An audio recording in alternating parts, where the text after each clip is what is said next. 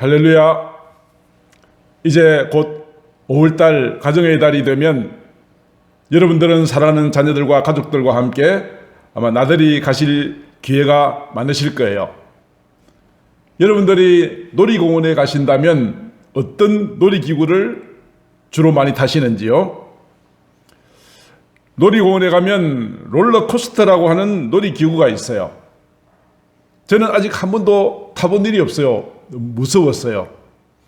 타본 사람들의 이야기는 높은 곳으로 점점 더 올라갈 때의 그 두려움이 있고, 그리고 아래로 급격하게 떨어질 때 짜릿함도 있대요.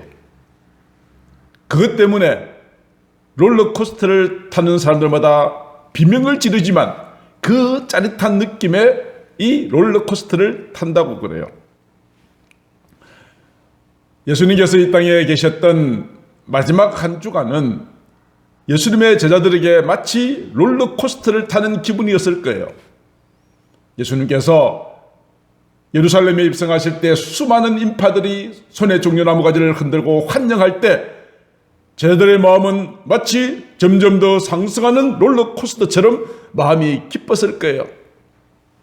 그러나 가룟 유다가 예수를 배반하고 원수들에 의해서 붙잡혀서 시기했던 종교 지도자들이 예수를 불법 재판을 거쳐서 빌라도에게 넘기려고 재판을 하고 있는 장면, 그 장면 가운데 베드로가 예수를 모른다고 3번 부인하고 마침내 예수님께서 빌라도 법정 앞에 서셨습니다. 온몸에 채찍을 맞으시고 너무나도 무기력하게 십자가에 못 박혀 죽으셨을 때, 그리고 그 예수께서 무덤에 장사 지낸 바 되었을 때 제자들은 높은 곳에 올라갔던 롤러코스터가 바닥에 떨어지는 것과 같은 그런 절망감에 사로잡혔을 거예요.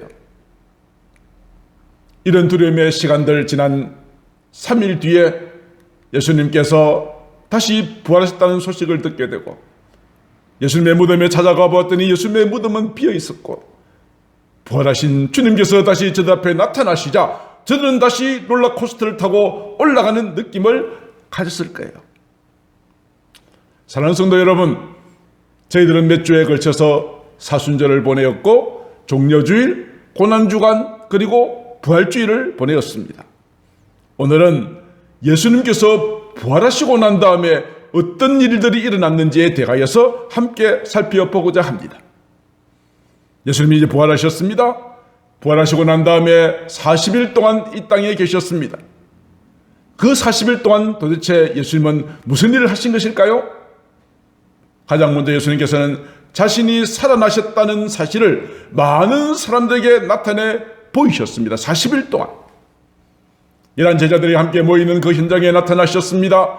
그리고 그 현장에 함께 있지 않아서 예수님의 부활을 의심하였던 도마에게 나타나셔서 도마야, 너는 내 손에 못자국을 만져보고 내 옆구리에 창자국에 손을 넣어보고 너는 믿음 없는 자가 되지 말고 믿는 자가 되라고도 말씀하셨습니다. 엠마오로 두 제자가 걸어갈 때 그들과 동행하시면서 예수님의 고난과 예수님의 부활에 대한 사실을 자세하게 일러주셨습니다. 그리고 나는 고기나 잡으러 가야 되겠다라고 베드로가 디비라 바다에 갔을 때 주님께서 나타나셔서 예수를 모른다고 3번이나 부인했던 베드로의 그 마음을 만지시기 위하여 베드로야, 너는 나를 사랑하느냐라고 물으셨고 내가 주를 사랑한다는 고백을 들으시고 그때마다 예수님께서는 그에게 내 양을 먹이라 하는 명령도 주셨습니다. 이와 같은 일들이 40일 동안 있었던 일들입니다. 그리고 예수님께서는 이러한 제자들에게 모세의 율법, 선지자의 글, 시편, 합하면 구약성경이죠. 구약성경에 기록된 모든 것들이 곧 나에게 관련된 것이라는 사실을 그들에게 말씀하시므로 그들이 성경을 깨닫게 해주셨습니다. 그래서 이 성경을 풀어주시면서 예수께서 고난을 받으실 것, 십자가 죽음이죠. 다시 살아나실 것, 부활이죠. 그리고 부활하시고 난 다음에 성령께서 이 땅에 오시어 예루살렘으로부터 땅끝까지 모든 족속에게 이 회개의 복음이 전파될 것이라는 사실을 예수님께서 40일 동안 계시면서 그들에게 말씀하여 주신 내용입니다. 그리고 그들에게 말씀하십니다. 너희들은 예루살렘을 떠나지 마라. 그리고 아버지께서 약속하신 것을 기다리라고 말씀하시면서 요한은 물로 세례를 베풀었지만 너희들은 몇 날이 못 되어 성령의 세례를 받을 것이다. 그런 말씀을 나누셨어요. 그런데 예수님의 제자들은 이런 생각을 했습니다. 자, 우리 예수님께서 부활하셨으니까 부활하신 예수님께서 이 이스라엘 나라를 로마로부터 해방시켜 줄 것이다 라는 기대감을 가졌어요. 그래서 예수님께 이런 질문을 합니다. 예수님, 이스라엘 나라를 회복하심이 이때입니까? 주님이 부활하셨으니까 지금으로부터 이스라엘 나라의 회복이 시작되는 것입니까? 라고 질문했습니다. 그때 예수님께서 이렇게 대답하셨죠. 때와 기한은 시기는 너희들이 알 바 아니다. 아버지께서 자기 고난에 두셨으니 너희들이 관심을 가져야 될 것은 무엇인가? 저희가 성령을 받게 될 것이니까 성령을 받고 권능을 받고 예루살렘과 온 유대와 사마리아와 땅끝까지 내 증인이 되는 것이 너희들이 가져야 할 관심사다라고 말씀하셨습니다. 이 모든 대화가 예수님께서 부활하시고 난 다음에 40일 동안 일어났던 내용들입니다. 이와 같은 말씀을 마치시고 나서 예수님께서는 하늘로 올라가십니다. 사도행전 1장 9절에 이렇게 말씀하십니다. 이 말씀을 마치시고, 이 말씀이 무엇입니까? 성령을 받게 되고 권능을 받게 될 것이고 복음의 증인이 될 것이라는 이 말씀을 마치시고 난 다음에 구름이 그들이 보는 데 가운데 올라가셨습니다. 보는 데 가운데 올라가셨다라고 말하고 있습니다. 예수님께서 구름을 타고 올라가십니다. 올라가시는데 곧 구름이 가리어 주님의 모습은 보이지 않았습니다. 이런 하나님의 아들 예수께서 승천하시는 장면이 비밀리에 이루어진 것이 아니었단 말입니다. 그들이 보는 가운데 하늘로 올라가셨던 이유가 무엇일까요? 나의 부활이 그러한 것처럼 내가 하늘로 올라가는 것도 역사적인 사실이요 실제적인 사건이라고 하는 사실을 그들에게 보여주기 위한 목적이셨습니다. 예수님께서 십자가에 못 박혀 죽으시고 부활하신 다음에 하늘로 올라가시는 그 장면을 본 사람들이 도대체 몇 명이나 될까에 대하여 사도 바울은 고린도전서 15장 6절에서 이렇게 말하고 있습니다. 그 후에 500여 형제들에게 일시에 보이셨다. 그 가운데 대부분은 살아있다라고 기록합니다. 예수님의 부활을 목격했던 사람이 적어도 500명이 되었다는 이야기고, 사도 바울이 이 고린도전서 편지를 쓸 동안 대부분은 살아있는 너무나도 분명하고 확실한 것이다 라고 이야기를 하셨던 것입니다. 그런데 예수님께서 하늘로 올라가십니다. 우리 생각은 이렇습니다. 예수를 죽이려 했던 종교 지도자들 앞에 예수님께서 짠 나타나셔서 야 이 녀석들아, 너희가 나를 죽이려 했지만 내가 이렇게 살아났다. 빌라도 앞에 가서도 내가 이렇게 살아났다 하는 것을 보여주면 더 좋을 것 같지 않으세요? 분명히 죽었는데 다시 살아나신 모습을 보여주면 좋을 듯한데 왜 하나님의 아들 예수께서 하늘로 올라가 버리셨을까요? 그 이유가 도대체 무엇일까요? 예수님께서 제자들과의 최후의 만찬 자리에서 이렇게 말씀하신 적이 있습니다. 내가 너희에게 실상을 말한다. 내가 떠나가는 것이 너희에게 유익하다라고 말씀하셨습니다. 왜 그렇습니까? 예수님께서 육신의 몸을 입으신 예수님께서 떠나가셔야 누가 오신다는 거죠? 보혜사 성령께서 우리에게 오신다. 그렇게 말씀하셨기 때문입니다. 예수님이 성천이 없으면 성령의 임재도 없다는 것입니다. 성령이 오셔야만 우리는 모든 사람들이 예수님을 믿게 되고 구원을 받게 되어지는 것입니다. 제자들 입장에서는 예수님이 함께 계시기를 바랐지만은 떠나가시는 것이 오히려 그들에게 유익을 주었다라고 말씀하여 주고 계십니다. 또 한 가지 질문이 있습니다. 예수님께서 하늘로 올라가셨으면 거기서 도대체 뭐하고 계실까요? 여기 대해서 마가복음 16장 19절에 이렇게 말합니다. 예수께서 말씀을 마치신 후에 하늘로 올려지사 하나님 우편에 앉아 계신다라고 말하고 있습니다. 사도 베드로도 이렇게 말합니다. 그는 하늘에 오르사 하나님 우편에 계신다라고 말씀하십니다. 하나님 우편, 그곳에서 오늘도 우리와 함께 하시고 우리를 통치하고 계시는 것입니다. 그곳에서 주님은 지금 무엇을 하고 계실까요? 하나님 우편에서 그냥 쉬고 계실까요? 무엇하고 계실까요? 사도 바울은 로마서 8장 34절 이렇게 말씀합니다. 죽으실 뿐 아니라 살아나신 이는 그리스도 예수시니. 예수님의 죽으심, 부활을 말하고 있죠. 또 그는 하늘에 오르사 하나님 지금 우편에 계신다고 그랬습니다. 거기서 도대체 무엇을 하고 계십니까? 우리를 위하여 간구하고 계신대요. 오늘도 우리의 모든 삶을 돌아보시고 우리의 기도하는 음성을 들으시고 우리에게 필요한 모든 것들을 공급하여 주시고 우리를 위하여, 저와 여러분들을 위하여 지금도 기도하고 계시는 주님이심을 말씀하여 주고 계십니다. 주님은 떠나가셨으나 오늘 우리와 성령이 계시고, 주님은 떠나가신 것 같으나 하나님 우편에서 우리를 위해서 기도하고 계시니 우리는 이제 조금도 두려워하거나 버려진 고아와 같은 자가 아님을 우리는 확신할 수 있게 되어지는 것입니다. 예수님께서 하늘로 올라가시는 그 장면을 제자들이 쳐다보고 있습니다. 어느 한 연극을 공연하는 사람의 이야기를 들었습니다. 그동안 코로나 때문에 제대로 공연이 이루어지지 못했습니다. 이제 코로나가 그치자 이제 그들은 다시 공연을 할 계획을 짰습니다.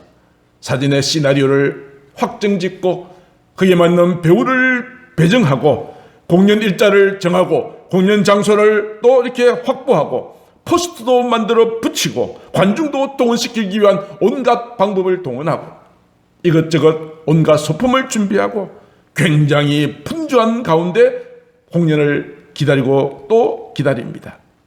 공연 날짜가 다가오면 배우들은 연습 또 연습, 밤늦게까지 연습을 합니다. 드디어 공연이 시작됩니다. 시작이 되면 이 모든 배우들과 진행하는 사람들은 관중들이 얼마나 올 것인가, 이 관중석을, 이 관객들의 이 자리를 다 채워줄 것인가 빌 것인가, 시작할 때부터 긴장 또 긴장이죠. 드디어 시간이 되어서 무대에 막이 올라가고 연극이 시작되어집니다. 혹시 연극 도중에 무엇인가 차질이 생기지는 않을까, 실수는 하지 않을까 계속하여 긴장하면서 무대 뒤에 기다리고 있습니다. 때때로 가끔 관객들이 환호를 치고 박수를 칠 때 되면 마음에 안도감이 생깁니다. 야, 이번 공연은 잘 끝나겠구나, 그런 생각을 하게 된다는 것이죠. 그러다가 이제 모든 연극이 다 끝나고 관중들이 다 빠져나가고 난 뒤에 빈 관객석을 볼 때에 배우들이나 연극 관계자들의 마음은 어떤 마음일까? 야, 드디어 연극이 성공적으로 끝났어 라고 하는 뿌듯함도 있지만 왠지 모르게 찾아오는 공허감, 허무한 마음, 아쉬운 마음이 많다고 합니다. 어쩌면 오늘 예수님의 하늘로 올라가시는 장면을 바라본 제자들의 마음이 그러했을 것입니다. 예수님께서 부활하시고 난 다음에 저들에게 하셨던 약속의 말씀이 계셨잖아요. 볼지어다 내가 세상 끝날까지 너희와 항상 함께 있으리라. 이 말씀을 듣고 제자들은 그래, 이제 부활하신 예수님은 우리와 함께 계시면서 이스라엘을 독립시킬 일을 하시겠구나, 예수님이 이제 유대의 왕이 된다면 나도 한 자리 차지하겠구나, 그런 생각을 하고 있었는데 갑자기 하늘로 올라가 버리시네요. 하나님이 하늘로 올라가시는 예수님의 모습을 바라본 제자들의 마음에는 생각이 복잡했을 겁니다. 같이 계시겠다더니 가버리시면 우리는 어떻게 하나, 그런 마음이 들지 않았겠습니까?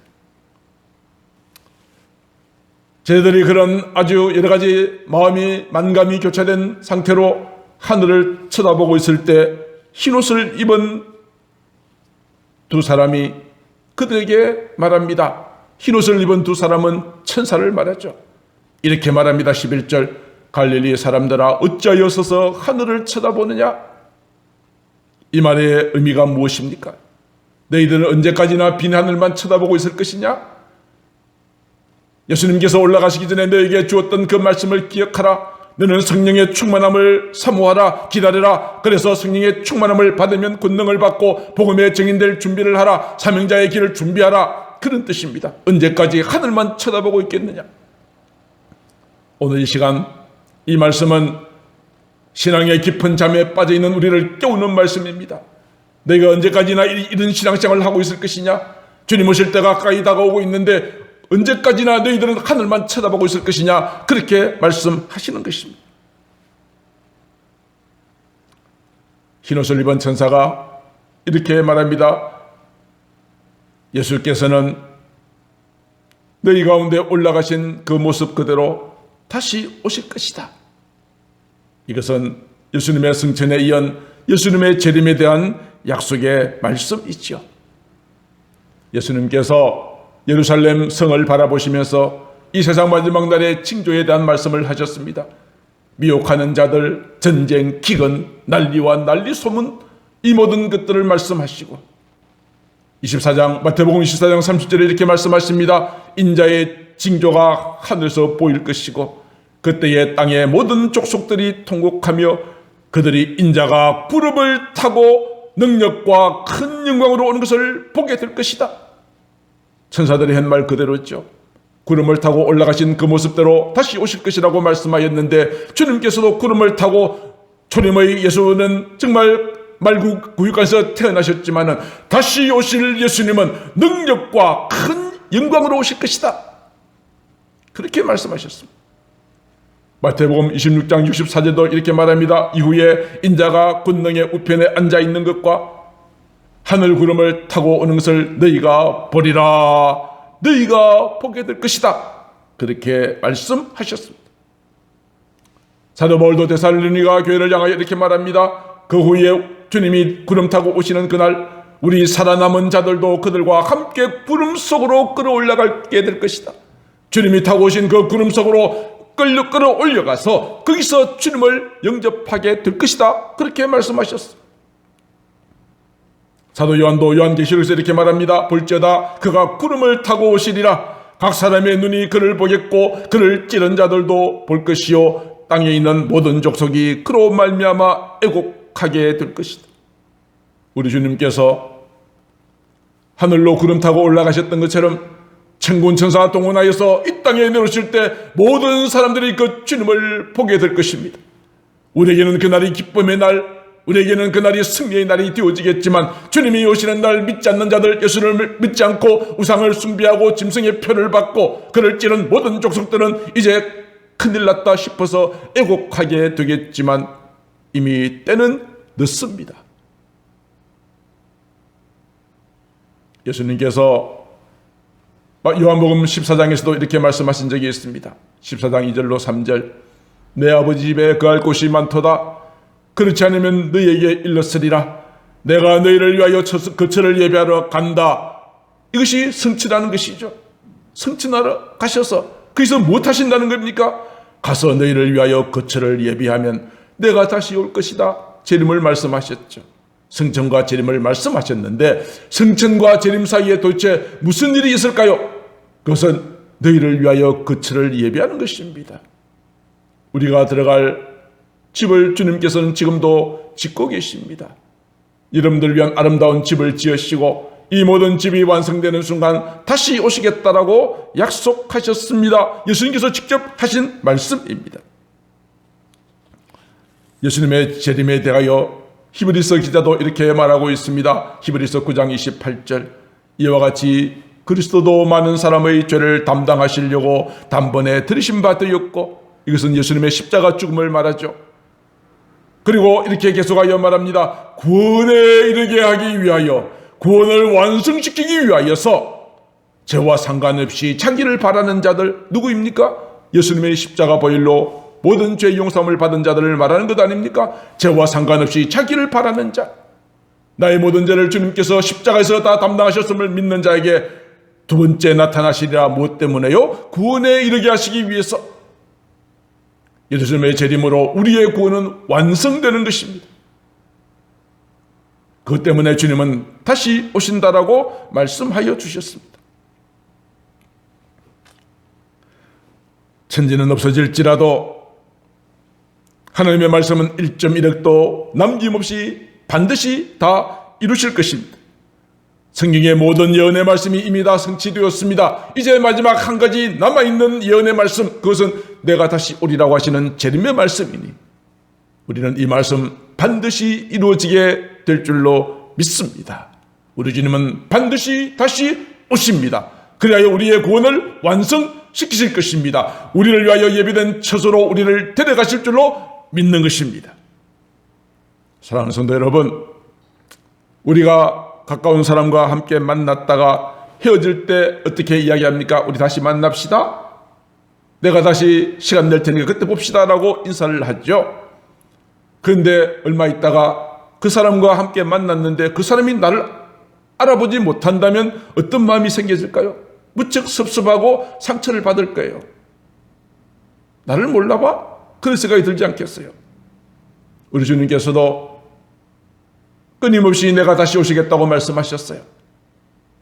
주님이 다시 오시는 날, 그 주님께서 나를 알아보지 못하신다면 어떨까요?